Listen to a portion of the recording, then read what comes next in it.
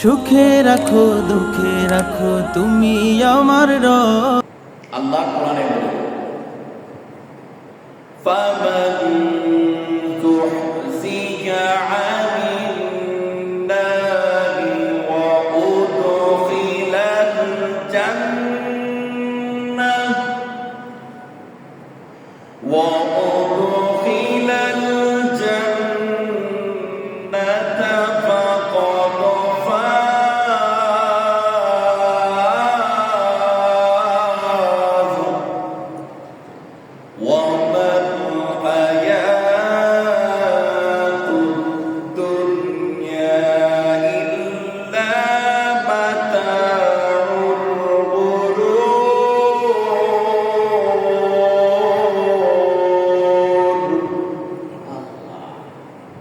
আল্লাহ সুবহানাহু ওয়া তাআলা বলেন,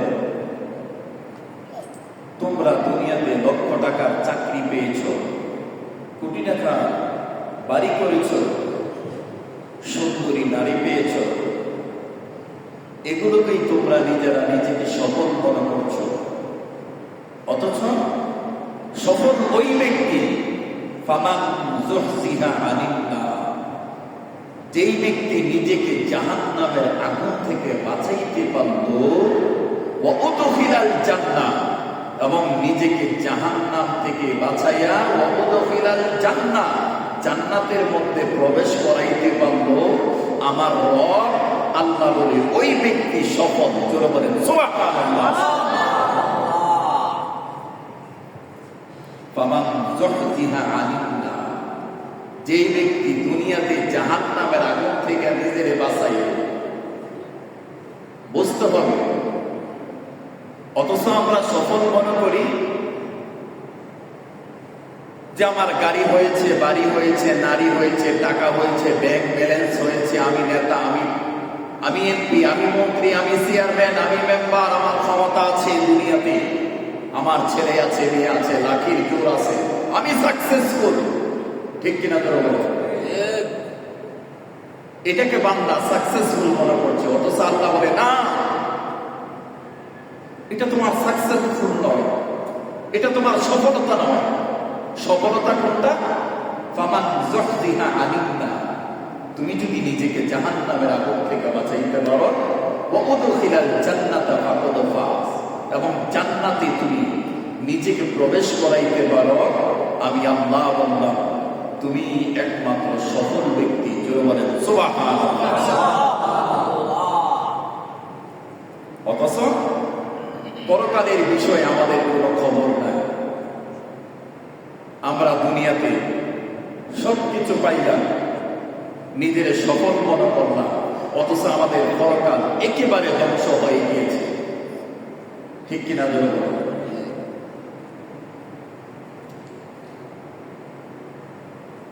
সম্পদ দেনেওয়ালা কে? আল্লাহ। একটু আওয়াজ দেন, কে? আল্লাহ। সম্পদ নেনেওয়ালা কে? আল্লাহ। গরিব, দুঃখী, বাদশা, রাজা, ফকির, এগুলো বানানেওয়ালা কে? আল্লাহ। ছেলে মেয়ে, স্ত্রী, সন্তান, গাড়ি বাড়ি, এগুলো দেনেওয়ালা কে? আল্লাহ। দুনিয়াতে তুমি সব কিছু পাইলা, অথচ নিজেকে তুমি জাহান্নামের আগুন থেকে বাঁচাইয়া জান্নাতে যাইতে পারলে না। আল্লাহ বলে বান্দা তুমি সফল না, তুমি সফল না। ও বান্দা, নিজের যদি জাহান্নামের আগুন থেকে বাঁচাও, দুনিয়াতে তোমার কিছুই নাই, গাড়ি নাই, বাড়ি নাই, টাকা পয়সা নাই, ছেলে মেয়ে নাই, কিছুই তোমার নাই, কিন্তু তুমি নিজে জাহান্নামের আগুন থেকে বাঁচতে পারলাম, জান্নাতে প্রবেশ করতে পারলাম, আমি আল্লাহর কাছে তুমি একমাত্র মুমিন এবং সফল ব্যক্তি। সুবহানাল্লাহ। অথচ আমরা মনে করি কি দুনিয়াতে সফল হইতে গেলে আমার টাকা দরকার, গাড়ি, বাড়ি, নারী, ব্যাংক ব্যালেন্স, ছেলে মেয়ে। ঠিক কিনা ধরুন? অথচ আল্লাহ বলছে এগুলা তোমার সফলতা নয়। অথচ পিছনে সমগ্র পৃথিবীর মানুষ এই সফলতা নিয়ে বসে আছে, তারা মনে করছে যে আমরা সফল। এই সফল মনে করে মুরব্বী চায়ের হোস্টেলে বৈশা চা টানে আর সিগারেট টানে আর বলে আমি সফল, আমার ছেলে মেয়ে বিবাহ দেওয়া শেষ, গাড়িও করছি বাড়িও করছি, আল্লাহ আমার দিছে, আমি সফল, এখন আমি মহিলা শান্তি পাব। অথচ এই বান্দা আমল নাই, রোজা নাই, নামাজ নাই, হালাল নাই, পর্দা নাই, ঠিক কিনা যারা বলেন? আল্লাহ তাআলা বলেন কাইফা তাকফুরুনা বিল্লাহি ওয়া কুনতুম আমওয়াতান ফাআহইয়াকুম সুম্মা ইউমীতুকুম সুম্মা ইহয়ীকুম সুম্মা ইলাইহি তুরজাউন।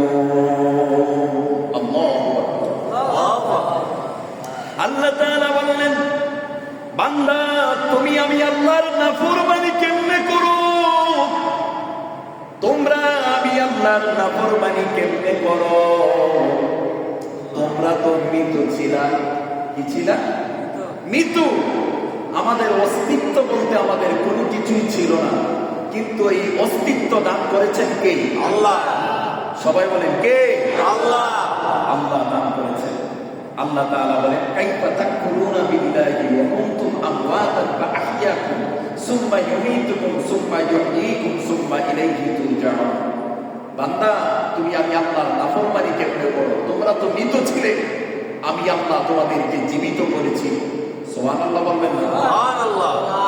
আমি আল্লাহ তোমাদেরকে জীবিত করেছি, মার করবে জীবিত করে দুনিয়াতে তোমাদেরকে আমি পাঠাইলাম। দুনিয়াতে পাঠা করে আবার মৃত্যু দিয়া কবরে নেওয়ার পরে আবার তোমাদেরকে জীবিত কইরা আমি আল্লাহর কাছে তোমাদেরকে নিয়ে আসবো।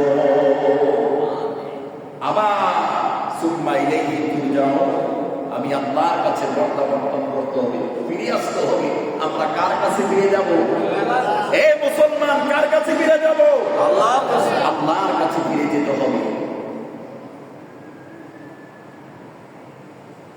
অথচ দুনিয়াতে সম্পদ, নারী, গাড়ি, বাড়ি, টাকা পয়সা, লাল কোটা হইলেই মনে করি আমি সফল এবং সাকসেসফুল।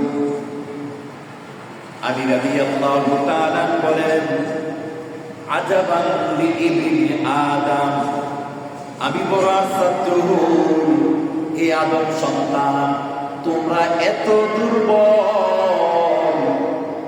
দুর্বল হওয়ার পরেও মহামহিয়াময় সর্বশক্তিধর ওই আল্লাহর সাথে তুমি কেমনে যুদ্ধ ঘোষণা করো? নাউযুবিল্লাহ।